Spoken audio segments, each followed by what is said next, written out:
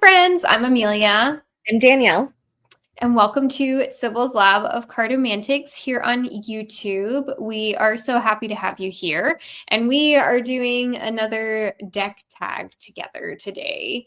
We will be doing the Deck That tag from Simon over at the Hermit's Cave. So I won't wax on about this. It's been around for about a month or two now. We've been wanting to do it for a while. We just got the chance. There are 12 decks each. So we've got a lot to work through together. Danielle, why don't you read us our first prompt? Yes, the deck that reflects who I used to be. And we're going to be as succinct as we can so that we can get through 24 decks within a reasonable amount of time. Let's see if we can do it. The deck that reflects who I used to be. I chose the Ashira Tarot. Why don't you say what you chose, and we can flip through as we go. I chose this deck because I used to sort of reach for decks that were confronting and spicy, and that's what I needed tarot to do. I'm okay with subtle now. I think there's work to be done with subtle, but I used to need something a bit more jumping forward, and Ashira has a lot to say. So I'll flip through as you share what your deck is. So I picked the wooden tarot. This was like the third ever deck that I owned. And it marks a moment in time in my life when this was like before I had ever even read a tarot book. Like I had the little white book for the Paulina Tarot and the little white book for the Hermetic Tarot. And this deck, I didn't even have internet. At the time that I had this deck, I was living on my own in my first grown-up apartment. I didn't have the internet in my apartment. So I had no way of learning tarot beyond what I had had access to for the few years prior to that. And so it was just me and this deck every day hanging out together and really just going deep into these images and trying to figure out what the heck they were saying. This deck Ashira was out of print for a really long time, and I struggled to find an out of print copy when it was still out of print, and I found one. This is the newer printing of it. It is still in print on demand. And I just remember being like, I found her and being really eager to be challenged and do all of the work with the spiders and the bats and all of it. I've never seen you. So this is a non sequitur. I remember talking about Ashira when we all first got together as a group, but I've never seen you read with the wooden tarot. We all worked with Ashira at one point. So we've done a group study using the Ashira years ago, but wooden tarot, I didn't even know about your relationship to this deck for a long time. Yeah, well, it was there for the moment that it was there. And I still have it. And I actually just got the Earthbound Oracle for the first time ever by the same creator. The creator, by the way, is Skull Garden or Andrew Schwartz, I believe is their name. Yes, Andrew Schwartz.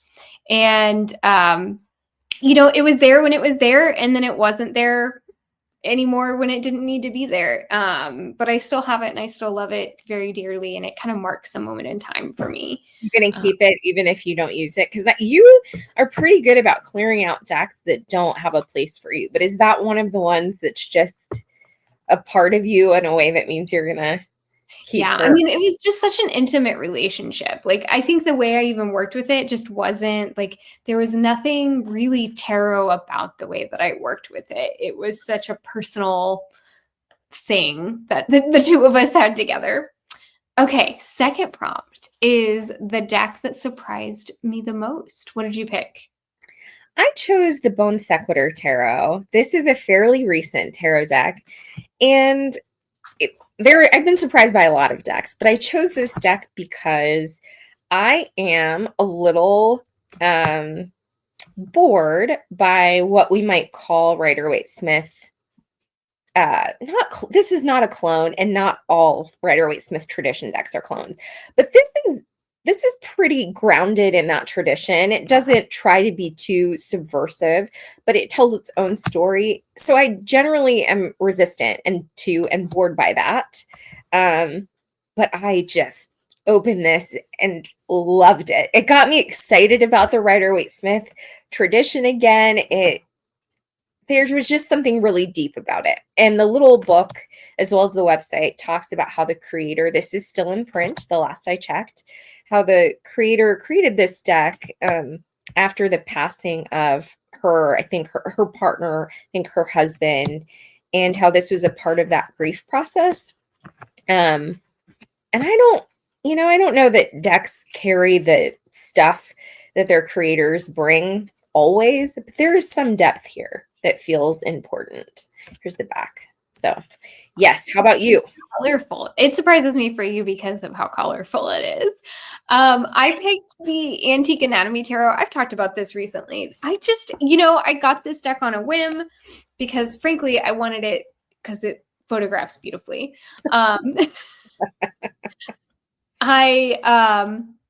I had the first edition of the Antique Anatomy. So I think technically this is, and I've said this before, I think technically this is the Antique Anatomy Ephemera edition. I had the first edition that was just bones. There wasn't stuff. There weren't flowers. We didn't see bottles and elixirs and all that sort of stuff. I had it years ago, didn't really like it, traded it away, kind of kicked myself in the foot for trading it away because it eventually became quite the commodity of a deck. And I kind of figured that whatever Antique Anatomy followed just wasn't going to be for me because I didn't like that first version. This knocked me off my feet, man. It was so good. And it is so good and it reads so well. And I wasn't expecting pips. I don't even know what I was expecting, but I wasn't expecting pips. And I wasn't expecting it to just be so chatty. It's a very chatty deck. And it works well with others. It plays nicely. That seems like a deck that really, I have that deck, but I've rarely read with it. But the very little I've used it, it sits well with oracles. Like it goes well, like it has good conversations with oracle cards and feels good in that kind of spread. Have you worked with like Earthbound Oracle would look lovely with that, I think. Yeah, this works really well with like flower oracles too, like botanical stuff. But yeah, no, it's like I said, it's just chatty. Like it wants to have a conversation, whether it be with you as a reader or with oracle decks. I'm taking this so I have a whole bunch of Halloween markets coming up in the month of October, and I'm taking this as one of my market decks for Halloween markets. I think it's going to enjoy being out with people. If we're going to personify decks, I think this will be happy. That deck is spooky in as much as like bones are spooky, but it's the flowers cut it with something sweet and like, yeah, I really like it. All right. Final words on your deck. None for me. All right. We'll keep it moving. The third prompt, the deck that intimidates me. You're going to share first. What is the deck that intimidates you? Okay. So I picked the Robert in Place. This is the tarot of the alchemical magnum opus. I don't have the alchemical tarot, but I have this one, and I'll show you what it looks like. But it's mainly this guy right here. The title of that book intimidates me. The Doorstop, the Tarot, Magic, Alchemy, Hermeticism, and Neoplatonism, 3rd edition. I think he's come out with a 4th edition, but I don't know. This intimidates me. What intimidates you? Well, yeah. So the one that intimidates me, I got this deck in a trade. I don't know when or how. It's been that long. And I've kept it. It's special, but I've avoided it because it's so intimidating. This is called The Stairs of Gold. It's by the artist Tavaglione. I know that deck. It's an out-of-print deck, and there is an edition of it from, I think it's 79, that is gold edged. They only printed 1,000 of these. Whoever traded me gave me one of the 1,000 like gold edged copies. It's number 764 of 1,000, and the gold edged printing is signed by the artist. So it feels important, right? That makes it feel really important. And then it has all the stuff. There's a It lot of is stuff. laden with esoteric symbols. I've talked plenty on our channel about how I love a good study deck. I love some correspondences. I'm here for it.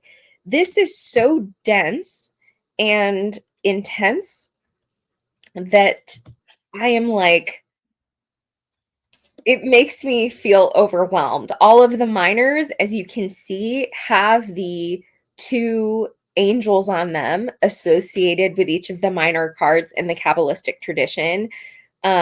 Each of the minors, and I think the majors, has a portion of the tree of life that shows where that card is numerologically on the tree. I mean, it's just all the things. There's a lot of Hebrew around. I did Jewish studies as a professor, so I'm here for the Hebrew. I enjoy studying Kabbalah, but like this is just a lot. They didn't do one of the things, they did all of the things. But Yeah. this strikes me as a deck that like at some point it's going to be time to just sit with it and stop making it a thing and see what we do together. Surprised though. So I would love to hear a little bit more about your choice because you and I both love a fortune telling deck. We love a deck that's a distilled like fox or Yeah. rabbit or whatever. So And yeah. So what is it? Is it the reading with it or is it feeling like you need to engage with the book in order to read with it? really is that. It is like, well, and I will say, so I love a distilled deck. You know, where you get like, let me find a good example. Like a man digging, right? Like I know what to do with that symbol. I don't know what to do with lapis philosophorum. Like I don't know what to do with that. And I know, so okay, this is the little booklet that it comes with, and I know it kind of I tells think you. that booklet is great. See, here's the thing, but I can't get beyond the fact that I know that this is what informed this. Those And images are not in that book. So no, here's I'm not going to let you try to convince me on this video because I've already been there with myself. It's just I cannot get past that I need to digest this in order, because this is a digestion of this big old thing right you feel here. like you have to earn it. I feel like I have to earn it, and I just am not like prepared. Here's the thing, it took me so long to get around to the correspondences of like the Golden Dawn, so like Kabbalah and astrology mainly. I know there are some more, but those are like the two main ones that I particularly will work with. Adding alchemy is like a whole other layer that my brain is just not, we're not there yet. And that's that. Yes, I absolutely understand for people who may be tempted by a deck, by one of his decks. I think his little teeny tiny books are much better than the average little white book. They do the job. I totally understand the psychology of being overwhelmed by the access to an encyclopedia like Spirit Keeper's Tarot. Hello, 900 pages. And that's what I was going to pick at first, but here's the thing, I don't even have her book.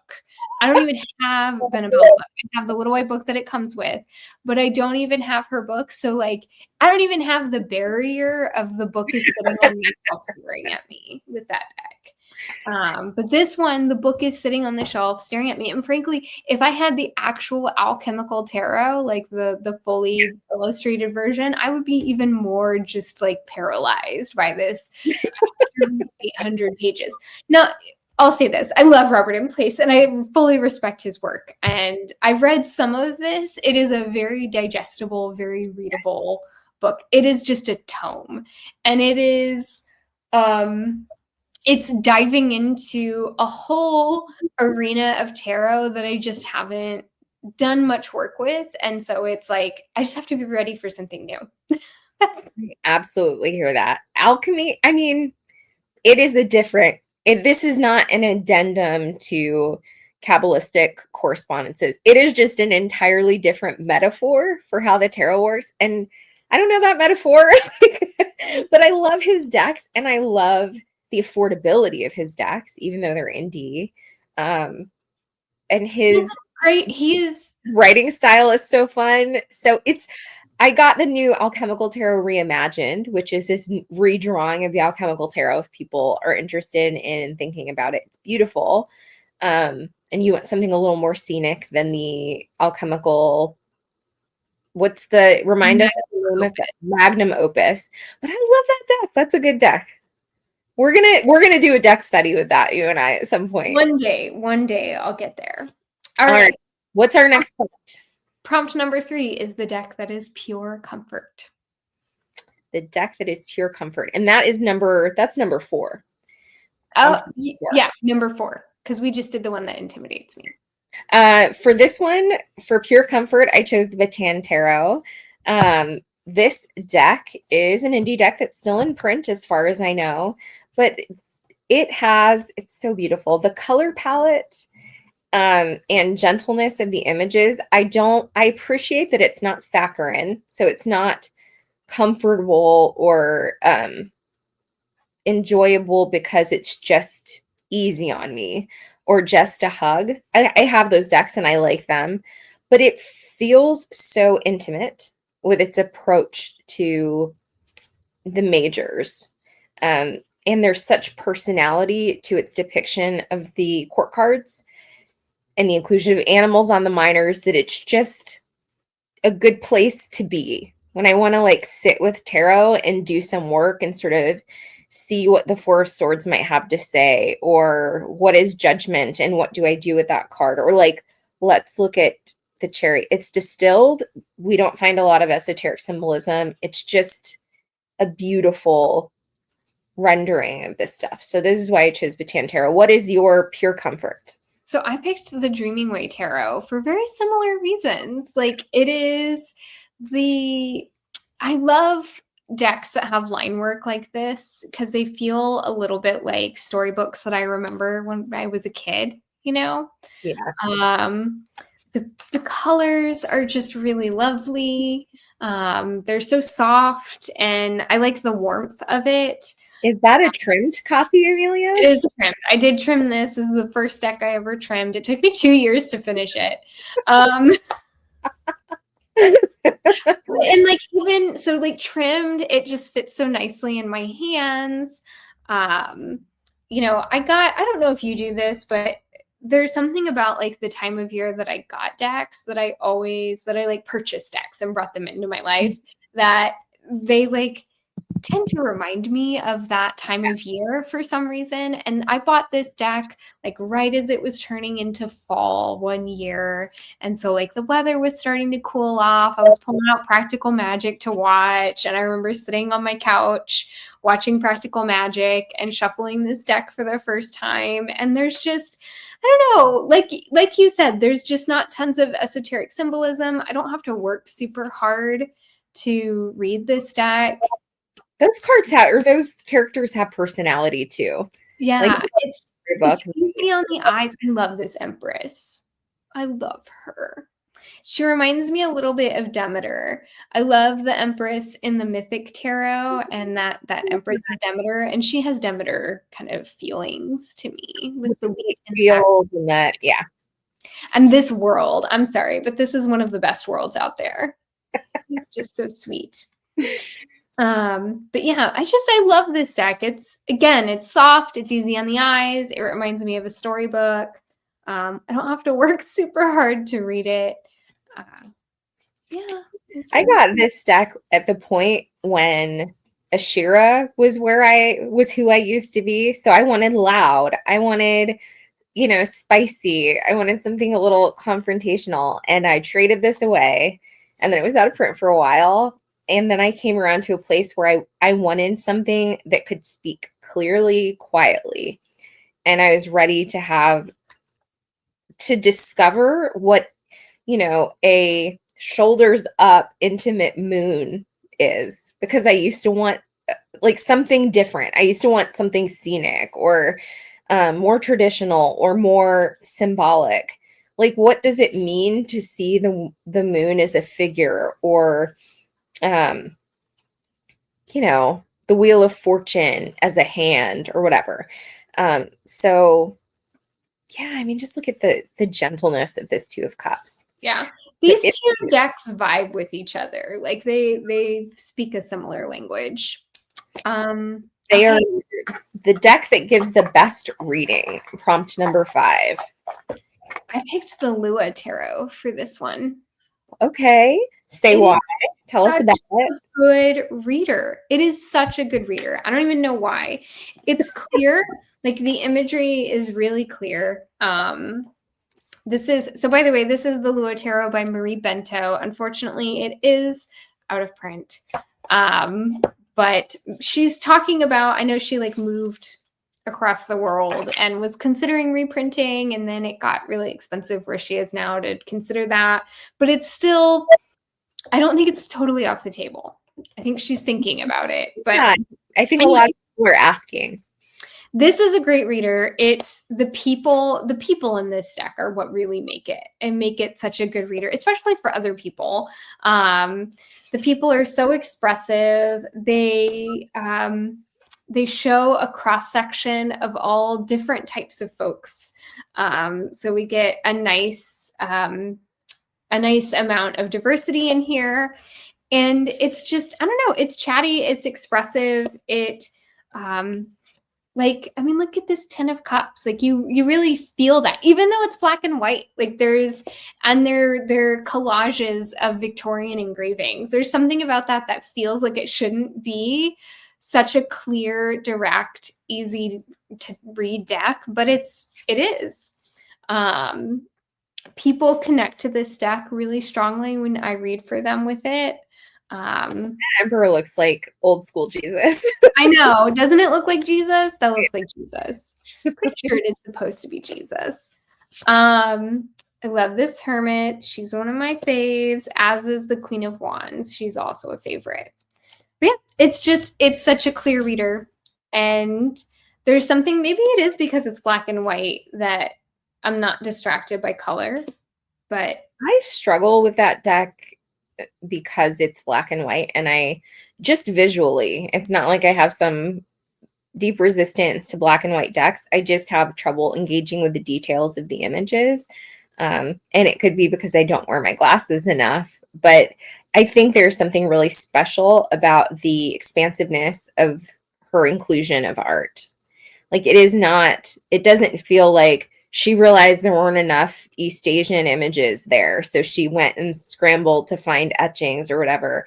It just is so storied, and like there's something beautifully universal about her creation of that deck. For my choice, I picked, we knew it was going to come up somewhere, Tabula Mundi. This is my heart deck, my home deck.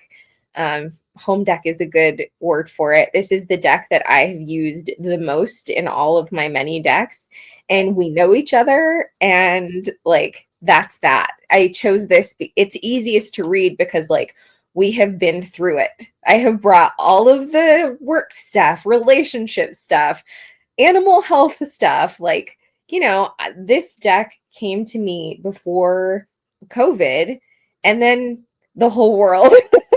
Don't know if you guys remember, there was a thing a couple of years ago that was a little challenging. So that brought up a lot of stuff for all of us, and this was here for the ups and downs. So I feel forever bonded to this deck. And it's not just sentimental. Like if I ask a question, I get a snappy answer that works in the esoteric stuff without making it feel like, okay, this is Jupiter and Leo. Like, do I have to think about it? Just feels natural. Like I don't have to think carefully about the correspondences.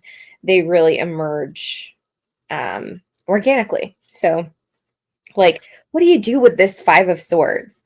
Just learning to read this as a Five of Swords was transformative and special, and like pulling this during like a crisis reading, as I was learning how to be an online teacher during COVID or whatever. Like, I mean, it was just This is a special deck. You know, when you've been through it with a friend, like you're one of those people. You were also around during COVID. We became close during COVID. So like it is a friend that has been there for like the drama. Oh yeah. Yeah, what's our next one? The deck that's too pretty to use, but I still love it. I chose for this the Matronua Tarot. This could be a bad pick because I recently got this, right? I got this like last month. It finally arrived. I backed this on Kickstarter. So maybe I will use it, but it's big for these these medium human-sized hands. It's big. And it is not the most forgiving cardstock. I don't complain about this cardstock. It's artistic, though. It's not here to take a beating. And it's watercolor paintings. They're gorgeous. Like each of these larger cards are works of art. So I know I'm going to have to really work myself up to using this deck, but I suspect I will eventually. I'm not the kind of person who like lays a deck by and gets too precious. I love to beat up an out of print deck and just like get in the grit with it. But this is a big one and I will want to be careful with that. Is a hunker. Is the cardstock like what the Il Meneghello, that like papery cardstock? Okay. Yep. See, and I was eyeing that one and was just like, I don't know. It was beautiful, but I did have that feeling where I was like, would I even use it because it's so pretty? So the deck that I picked is the Bohemian Gothic. This is also fairly new to me, so I don't know if it's fair to say that it's too pretty to use because I haven't really used it yet. But it's pretty. And this is the one that has the like cold, like the foiling on the front. Yeah. Like yeah.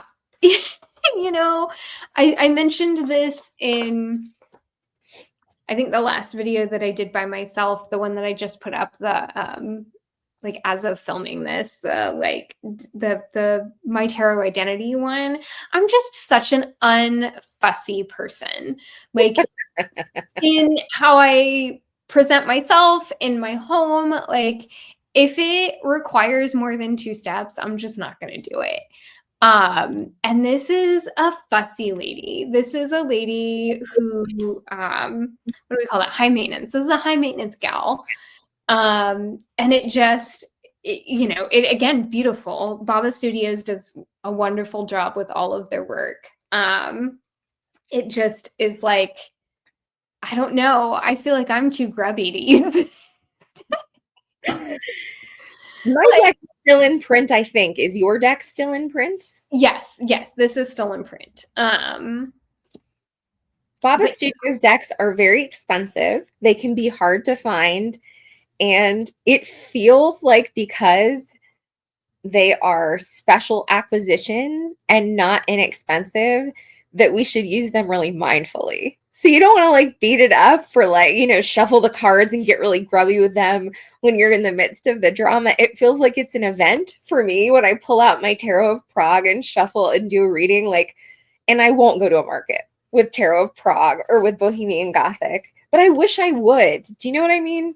Yeah, and I think that's what it is. I mean, like, I am a true like kitchen table tarot reader. I literally read on my kitchen table, and I don't make too much of a fuss about laying a cloth down. Like, I'm like, whatever. The space I have is the space that I have. I live with 2 dogs and a child, and I'm like, first. They're messier. And I myself am also like, you know, I go from like washing the dishes and working, like mowing the yard to reading tarot. This deck feels like I need to take a little bit more care. And I just I'm not that fussy of a person, but I love this deck. It's kind of funny. There's like a dark humor here. The book is really terrific. Yes. If I have that. Well, to get a hold of that, it's a really special, it's certainly readable without the book. So if you can get a hold of the deck but not the book, I don't think you're at a big, you know, there's no problem reading it. It's just an additional rich experience if you're able to work with the stories and really tells where those images come from, right? Yes. I don't know. We'll probably do some stuff together this fall as spooky season comes around, but I'll make sure to like lay out a tarot cloth first. That is the highest of compliments. Hello, Baba Studios. We respect you around here, around the lab. Okay, so yeah, I can like get down and dirty with my Il Meneghello, like handmade cardstock, but this is so big and kind of tender cardstock that it too feels important. It too was not an inexpensive deck. This, and it's worth the investment. This is a work of art, but that means that I want to be really mindful of how I use it, maybe more so than I am of decks that feel a little less precious or difficult to handle. Well, and I have some decks that are like my Kazanlar Tarot. I got the out of print copy. I'm unafraid of using that deck. Like, but it's, I don't know, there are just some decks that have that like air about them. That one, the Matronua that you just showed, the size really surprises me. I hadn't seen that in scale yet, and that's a big deck. I am a very lazy reader when it comes to backing a deck on Kickstarter. I'm like, ooh, pretty. like I am certain that Kickstarter explained the dimensions of this deck. So this was not like some shortcoming on the part of the creator, but it arrived and I was like, what is this? Like this map size deck? Like this is so big. Forgive the drama of it, but that did factor into my sense of readiness, because I normally, when I get a deck, even if I sort of set it aside for deeper study later, want to shuffle and do some stuff in my hands just to see how it feels. That deck, no. Yeah, and you gotta like make sure that like your hands, like you freshly washed them, there's no lotion on them, like that sort of, yeah. All right. Our next prompt is the deck that made me fall in love with tarot again. I chose the Hardy Tarot. This is the back. This is an out of print deck, unfortunately. But I chose this deck because the point at which I got this, it was still in print when I got it years and years ago. I was bored by what I understood tarot to be. It was all scenic. I was supposed to understand by my superficial account of how tarot worked. I was supposed to understand the Three of Swords could apply to like a reading about shopping, like, or whatever. Like I needed like according to how I was supposed to be reading tarot in my brain, a Nine of Pentacles applies to a reading about my dog's health or something, and I couldn't get there. That felt like it was stretching more than I wanted to. I understand now how to do that work differently, but at the time I was like, there's something missing here. I'm bored by the idea of needing to bend over backwards to apply the scenes of the tarot that I'm seeing everywhere to the specificities of my problem. I want something more elastic. And then I just ran into this deck randomly online and loved what Pips did. This was my introduction to Pips with feelings. So like, what does it look like when a deck is non-scenic, but also not Tarot de Marseille, or not here are 5 cups and here are 6 cups and whatever, just arranged in the way cups are arranged. Like this is a dynamic and artistic rendering of Pips. And it was my first exposure to that. So that's why it's that, because I needed a deck that was Pips with feelings. And this happened to be what came to my hands. And it feels special for that reason. I needed it to help me understand that tarot is more dynamic than like my sort of superficial, like everything is Rider-Waite-Smith and, it's limited in this way. How about you? So mine is more like a category because I'm a cheater. But that's like my personal renaissance in the past several months of working with Oracle decks with tarot and like really like going in with it.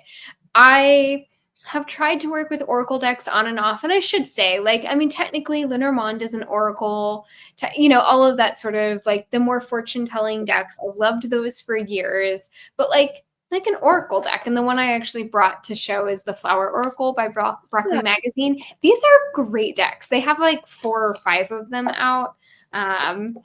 They just released a fairy tale one that I'm really kind of excited to look at. But yes, so like I'm talking like this, like, you know, an image with a word and maybe possibly like some keywords, you know, a guidebook to read with it. I have tried that on and off for years since I've, you know, not the whole time since I've read tarot, but definitely at least in the last like 10 years. And it just never really clicked with me. I got frustrated with oracle decks and their lack of structure. And like, I don't know how do you do oracle and tarot together? Yeah. Like, it never really made sense to me, especially with the way that I like to read tarot. It was like, and now I'm having this weird thing just kind of floating in, and it doesn't make any sense. I don't understand how they speak to each other. But I've tried over the last several months to really figure that out. And it has like, for me, opened up like a whole new way of working with tarot that just has never really clicked for me. And it's been really exciting. It's like it's got me thinking about tarot in a completely different way now. Is that print or in print? Oh, this is in print. You can get this several places, and I'll be sure to link one of the places you can get it below. These are, again, really, really fantastic decks. I like, as someone who's new to Oracle, I like that you get like what the image is here. So like this is wind, right? And then you get 3 keywords that go with that. And then there's also an entry in the guidebook that it comes with. I like that layout to oracle cards. Southern Gothic and Southern Botanic do that too.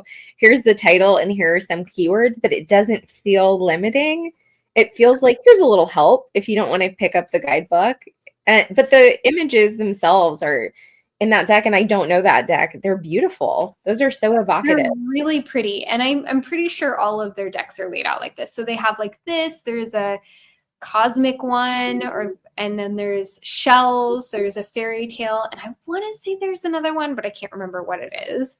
But yeah, it's just been fun. And it's also like gotten my brain wheels turning on like, ooh, new stuff to get.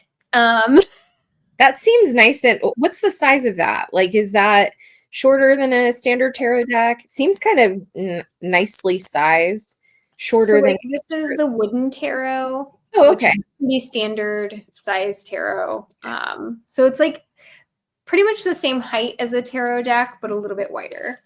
Yeah, no, I've loved it, and it's got me thinking about like working with tarot and oracle and how they can speak together in an aesthetic way, in a way that is like the imagery. And I like that. Who is it? Lennox Reese did a video recently about how she does her like patchwork, and I'll link this because it's a really good video, but she does her like patchwork readings where because she's a graphic designer, and it plays into how she reads tarot, which I think is brilliant. She's the creator of the Folkloric Forest and the Coastal Curiosities Oracle and Peculiar Pathways. Those are all her decks. And she speaks in this video, she speaks so eloquently about how she works with tarot and oracle together, and how like them looking good together matters, which Yes. I'd never really considered. And maybe that was where my hang up was in trying to work with oracle. It was so beautiful with your antique anatomy. These have been working together a lot. Those two. This and the Lacrimosa also get along really well. Oh. But anyway, so that's my like oracle. Got me opening doors. Tarot cards. Holy cow.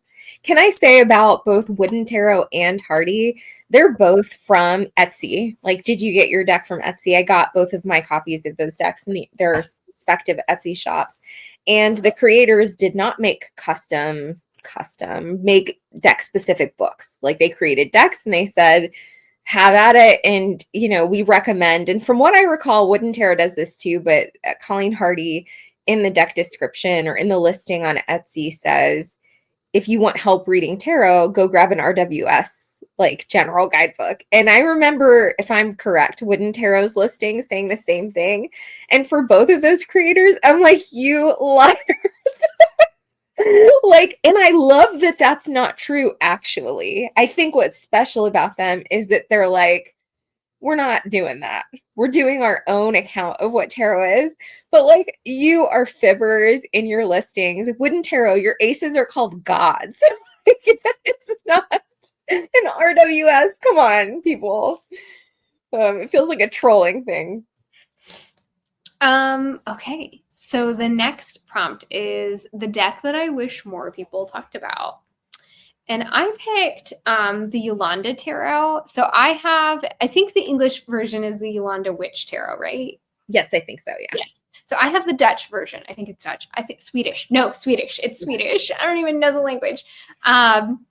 Because I wanted this deck for so long, but it was like you couldn't get it in English. And so I ordered this from, some international site. This is blowing my mind as a choice. I'm fascinated by the this. reason I wish more people talked about this is because we have it in English now with like the big guidebook and stuff too.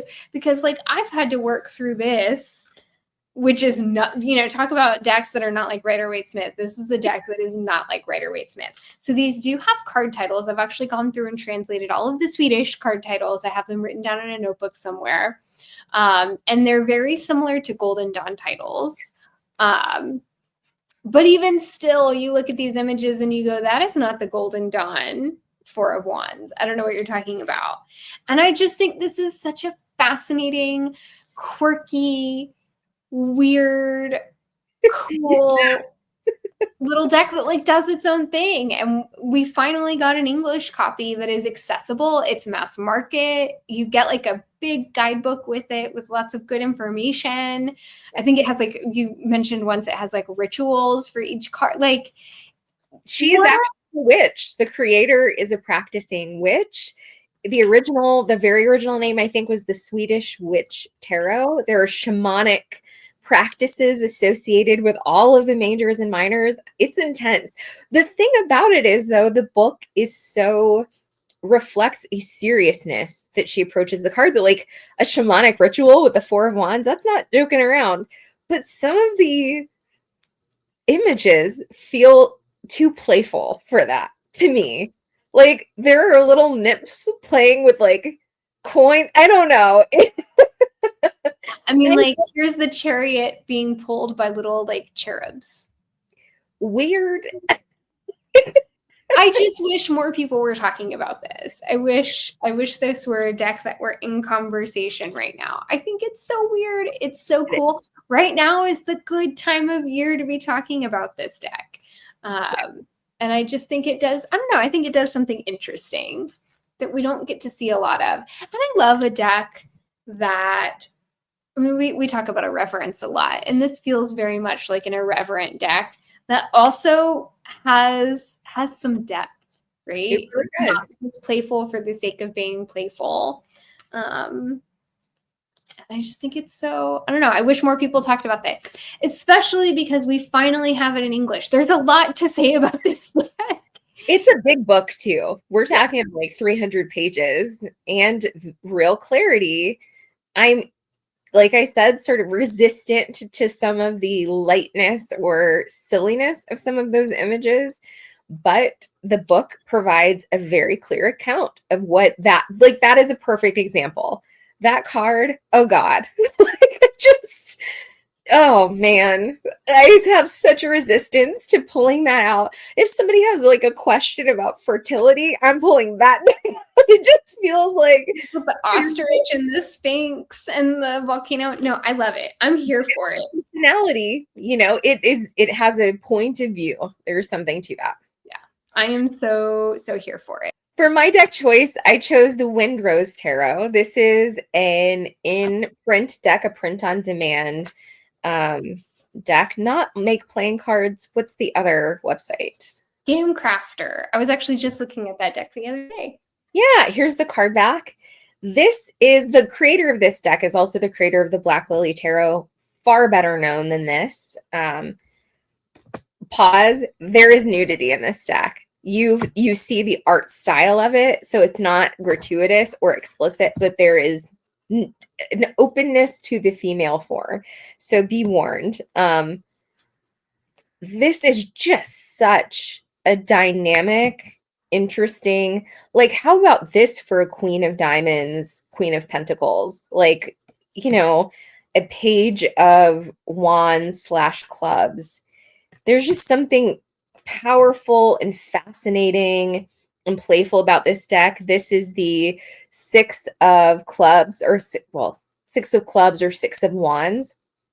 So where we normally see the triumphant win, like a dog won a dog show, I'm so here for that. It has a personality. I had never used this deck, and we went to Newt's. I think I mentioned this, that I had never worked with it. I brought it on the plane, read the guidebook on the plane on the way to Newt's, and then just used it as my deck as we were at that conference, and ended up leaving feeling like, okay, we have a thing, me and you.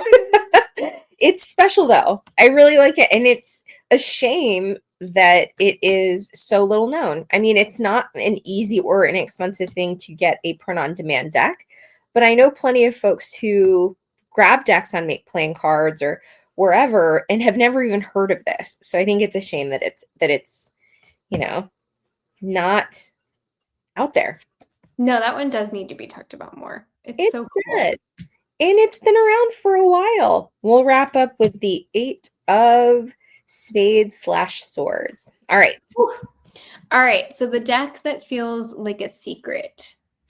What's your choice? In the deck. So mine is the Holly Simple Tarot. Really? What is the secret? And I was like, I don't know if I have a deck that feels like a secret. But I'll say this. This is the deck. I don't know if you have those days. I have those days. When I just feel weird. I feel weird. Nothing feels right. My hair is laying weird and it hurts my head. And, you just feel weird. You like are in situations with other people and you feel a little bit like an outsider. And this is the deck that I go to when I'm feeling weird. And like, we can be weird together. And so I guess maybe it's not a secret, but I feel like if I used a deck, if I was a person who did magic with decks and put curses on people, then I would use that deck to put a curse on. It's like, she's sharp. She's unforgiving. But she's also like bubblegum pink. And that's the trick. She tricks you into not realizing like she is here to fight. It's a simple one. There's something special about that. No, but there's just like, I don't know. Sometimes I feel a little bit like an alien, like I'm out of place or something, or, and so this is that, like, I don't know. I'm feeling weird. And so let's go be weird together and nobody else has to know. I like that. Devil. Jeez. It is there's something grotesque about its distorted bodies, like in a delightful, unique way. It is not a deck that I'm always in the mood for, though. Like, do you have to be in a particular kind of mood? Yeah, I gotta be feeling weird. Like, it really is one of those decks where it's like, I was having a day the other day where it was just like my clothes felt weird and like I didn't like things touching me, and I kept like zoning out and losing focus really easily. And I was feeling weird, and it was a day that this deck came out to play because we could be weird together. I like it. There really is no other way to say that. For my choice, I did Eon of the Dark Mother Tarot. This is a deck made available on Make Playing Cards by Nova Mundi. It's no longer available. So maybe that's part of what, if you know Thoth and the people who have control over Thoth, like the Thoth images, they are very particular about how they make that art accessible. Nova Mundi very briefly made this deck available for people and did not make a profit from it, but did some interesting stuff, some inversion of the colors, and was very clear in the extra cards that came with this deck that it is for use with the Dark Goddess, a Dark Mother. And there are 6 cards that come with it that each provide a spread for a different Dark Goddess. So there's a reading for Hel, a reading for Kali, for Hecate, and 3 others. And it feels like, ooh, I shouldn't have it. This would make some people, and there is a community of Thoth folks who would be very upset by any sort of manipulation of the Thoth images, which just makes it even better, right? Makes some people angry. I live. But it's cool. And I love the idea of making a deck that is intentionally for conversation with the Dark Mother. I love it. So that's why it feels like, ooh, kind of a secret anyway. She only makes this deck available very briefly and very occasionally in her Make Playing Card shop. And like I said, she does not make a profit from this, but it is for the community of odd people who would like a deck like this. Well, she also has some versions that are similar to that of the Rider-Waite-Smith of Pixies line work, as well as the it's one of the Besançon tarots because it has Juno and Jupiter as the yeah, she has a shop full of other stuff that stays available. I think this comes and goes. I know that last week she had listed a couple of these, and I suspect it'll go away and maybe come back at some point. So follow Nova Mundi on Instagram to find out when this will be around. But there's just something so cool and secret and illicit about accessing these images and playing with them and manipulating them. I love the idea of making Crowley really angry.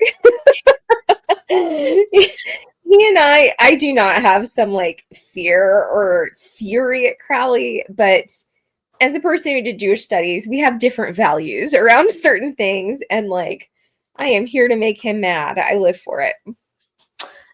All right. The next prompt is the deck that defines my tarot practice right now. And I am going with the Witch Sister Tarot. So this was a hard prompt to come up with a deck for because I'm like, we just did a whole video on this. So if you're curious about some of the other decks that we're working with for our practice right now, go watch that video. But this is speaking more to this idea for me that I am returning to a really personalized work with tarot. Tarot that doesn't have to deal solely with mundane matters because there is space for more than just the mundane in my everyday life. And yeah, a tarot work that is spiritual, that is reflective, that is introspective, that I frankly just haven't had the time for, or if I had the time, I didn't have the bandwidth for. And so this deck is definitely part of that more introspective, sort of spiritual and very personal work. Yeah. Do you use the book with that, or are you really, yeah, that it seems like a deck that the book would be extremely helpful with. For my deck choice, I'm using the Stretch Tarot. I edged it myself. Here are the card backs. It is in print. So is the Witch Sister Tarot. This is in print on Make Playing Cards. But this deck, I am shifting to this mood. We're all entering this sort of different, darker season. The days are going to become shorter. And I've been playing around a lot with collage and the idea, I think there's something kind of psychological about tearing stuff apart, making it kind of ugly and putting it back together to mean something. For some reason, I've really connected with the effective, like sort of evocative use of collage in that way. And this deck really does that for me. Like this 10 of Swords is a mood. It is a mood. It is powerful. The first time I saw this, the color made me think that we were in the Wands. But I mean, there's wax on this image. Like he was doing a very, Joseph Stretch was in the creation of this using different forms of media that are really special. So I really like this deck. It has its own personality, and I am in a moment when I'm sort of shifting to this darker place, and I like cards that are giving me access to sort of darker discovery of like my moods and whatever, but also maybe okay for ancestor work, or maybe okay for kind of spooky readings. I read for my nieces with this deck last winter and they loved it. It sort of surprised me that like 2 high school seniors were here for like the drama as spelled out by the Stretch Tarot. It's always a great reminder to see like, oh, this is the tarot deck. At the end of the day, this can do like the drama of cheerleading. You know, a tarot deck is here to put all of the problems out and see how this stuff maps onto them. So anyway, I love it. The 6 of Swords. This is a really, like, this is a perfect example of like the weirdness and specialness and uniqueness of it, this deck's approach to the archetype. Yeah. So all right. We have a deck that pulls us, what is it? Out of a rut. Pulls us out of a rut. Mine is the Ashira Tarot. Here she is again. I know. I debated, but I was like, you know what? Truly, it's like this and the Playful Heart Tarot, but I've talked about that enough. I have the tarot-sized version. You know, it's colorful. It's weird. It also, so here's a thing that I picked the Ashira for this, and not even just I picked it, but the Ashira is this for me in a lot of ways. It can be either an esoteric Golden Dawn deck, or it can be a riot of color and creativity. It's like you don't have to commit entirely to correspondences if you want to work with this deck, because there's so much here already that you don't really need that. Or if I'm like ready, if I'm feeling like I need that intellectual part of me to be stimulated, this deck does that too. So it kind of like it does so much. And it just depends on the type of rut that I'm in, but this is a deck that will pull me out of a rut. Easy. There's a lot to chew on here, and I can kind of like choose my own adventure as to what it is that I want to focus on. Discs. That 4 of Discs is so fun. And like, yeah, no, that deck is really great. I'm going to end on her though, because I love this Justice card. She is unforgiving. I would say that Justice has no patience. No patience for us. For my choice, I chose the Gareth Knight Tarot. This deck is no longer in print, unfortunately. And it's not a deck that a ton of people like anyway. It's a smaller one. This is smaller than the traditional tarot deck.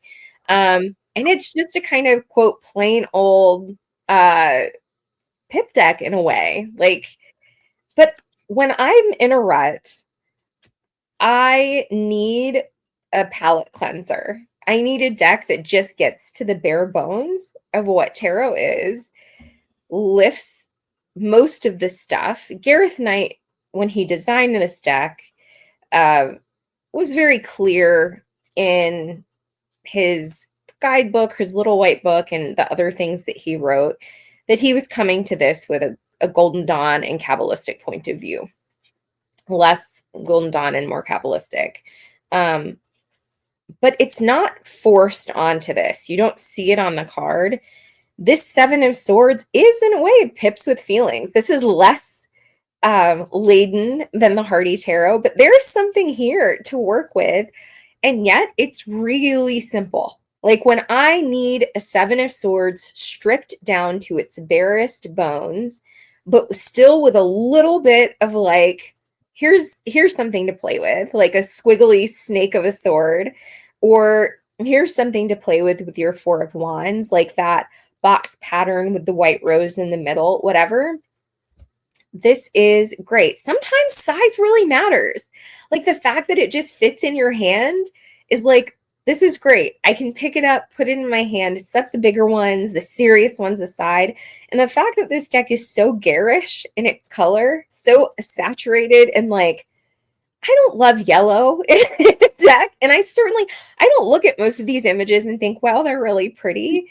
There's something great about that though. Like, I'm less precious about, I really do like this Lovers card though. I think this is a beautiful image. But like this Prince of Swords, ugh.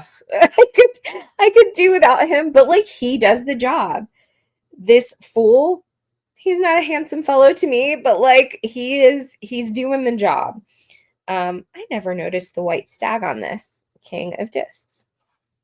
But yeah, there's something really nice about the distillation. And I do know some folks find this out of print deck in places that aren't astronomically expensive, but it is. I have that and I only paid about $30 for it.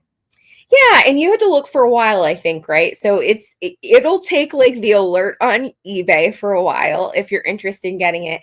And again, it's not a beautiful deck, in my humble opinion. So it's not going to surprise me if people see this and are like, no thanks. Not really my thing. But find your own, at least for me. A great thing about this category was, what is a palette cleanser? And this was that for me. A good reset. I'll end with the Devil card. Personality. He has something to say. All right, our last number 12 category, the deck that waits patiently. What is your deck that waits? Oh, there she is. The Tarot de Saint Croix. I'm not going to say much about it. I've said a lot about it before. I tried so hard with these decks to like not just harp on about the same things that I've talked about in previous videos, but she waits. She's there. She'll always be there. I love this deck. I know you don't like this card. I do not like this card. I don't. But I love her. I love how clear that card is, though.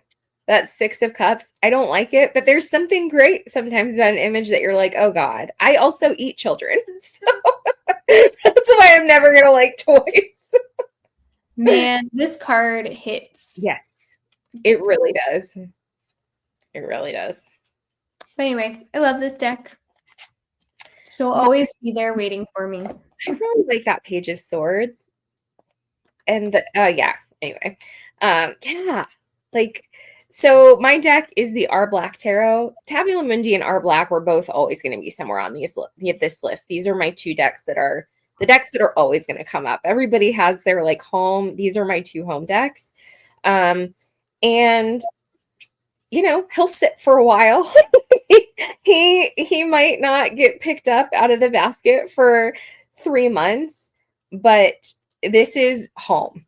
Like, this is a deck that is always familiar when I do come back to it. Tabula Mundi is willing to like get in the grit with me, and I've known it so long and done that work with it. But this is so slow and quiet in its approach to the archetypes. Like, this is a Six of Cups, and I eat children, and I like this image. Isn't that a sort of special? And there's even a teddy bear in that, and I like it. But like, here's our Four of Cups, the monk meditating. We find a lot of these images of monks, a lot of different approaches. Here's our Mother of Cups. It's a very particular approach to the Mother of Cups. So in any case, this deck is in print. And you have to contact him on Instagram. I just love these, like, you have to find the secret way to get the deck. Like, I actually don't love that. It's kind of a pain in the butt to have to message someone on Instagram, but like, it's worth the labor. It's spendy, but if it's, you know, your jam, it's something really special. And I love this Mother of Pentacles. I remember you and I having like a good-natured argument about this Mother of Pentacles. It reminds me of my Amish great-grandmother. like the sort of memories my mom has about being in the kitchen and learning stuff from her Amish grandmother. But yeah, it's always there waiting and ready to like sort of hold that space when I want to come back to it. So it's really special. All right. Whew, that was a lot. We did it. 24 decks. 1 hour and 5 minutes. That is no small feat. For our question, so as we like to do, we're gonna move it along and do our question for the collective. I'm gonna use our Black Tarot. What deck will you be using, Amelia? I'll be doing the Dreaming Way Tarot. Excellent. And our question is going to be: we've looked at different decks that do different things. What deck this week should we reach for? Like a deck that does what? So what do we need in a deck this week, given the multiple, modalities and personalities and capabilities of these decks as we've covered them? We'll each choose one card and see what magic happens in the middle. All right, my card is, and here's the back of our Black. My card is the Six of Swords. My card is the Devil. Oh, I love that Devil. It's so like sort of quirky fashion. Like it's high fashion cartoon. That deck storybook. There's something so like. I love that her little cape is almost like a straitjacket. Yes, and the bat wings. I do love a bat in a deck. Okay, let's sit with our cards. What do I think about this? Can you show your Six of Swords again? Just so I can see it real quick. Okay. The Six of Swords is saying, and I'd like to know what you think it's saying in conversation with the Devil, but this feels very much like whatever your mood is, the card or the deck that describes our practice at this moment, whatever that deck is for you, like this week you need to walk to something a little different. Like you need to release that deck, maybe come right back to it after this week, but like this is a week to turn your attention to something that is intellectually or like energetically distinct and different.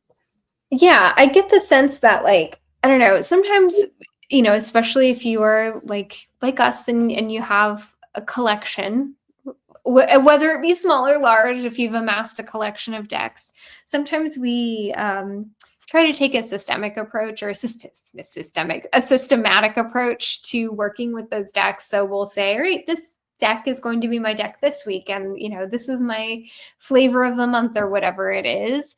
And I feel like the Devil is saying that like just be mindful of when you might be constricting yourself too much, and you might be kind of chaining yourself to that system and not allowing for some freedom of movement and some freedom of thought.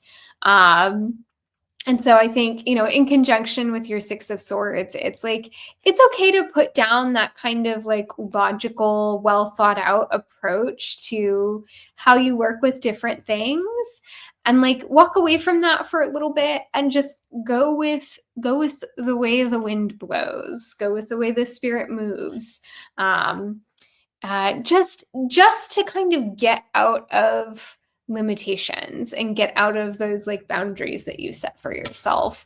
I really like that. Because even though we talked when we had our video about our fall practice, I think both of us were saying we want to do something that is mindful but kind of loose, that's not too constricting. But sometimes even knowing that I want to give myself room, I end up handcuffing myself to a notion of practice or approach.